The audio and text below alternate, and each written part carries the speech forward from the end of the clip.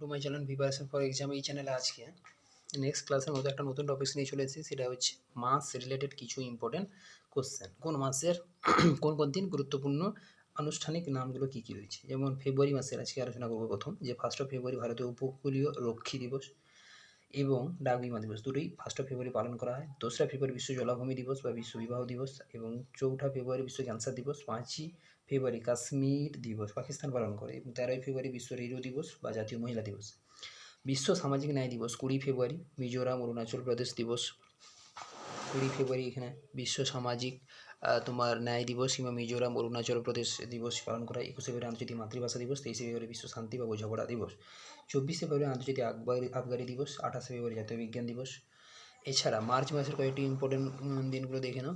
সেটা হচ্ছে মার্চ মাসের প্রথম, যেটা হচ্ছে 3রা মার্চ, যেটা হচ্ছে জাতীয় ডিফেন্স প্রতিরক্ষা দিবস। বিশ্ব বন্যপ্রাণী ওয়ার্ল্ড ওয়াইল্ড লাইফ দিবস, বিশ্ব বন্যপ্রাণী ওয়াইল্ড লাইফ।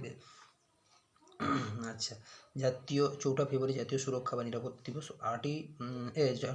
4ঠা মার্চ জাতীয় সুরক্ষা বা নিরাপত্তা দিবস। 8ই মার্চ আন্তর্জাতিক নারী দিবস।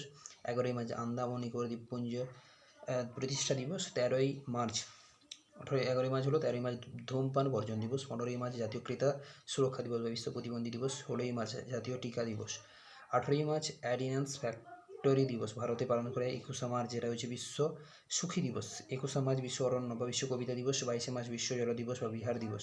23শে মার্চ বিশ্ব জলাভূমি দিবস। 24শে মার্চ বিশ্ব যক্ষা দিবস। 27শে মার্চ বিশ্ব থিয়েটার বা নাটক দিবস। 27শে মার্চ। আর 30শে মার্চ রাজস্থান দিবস।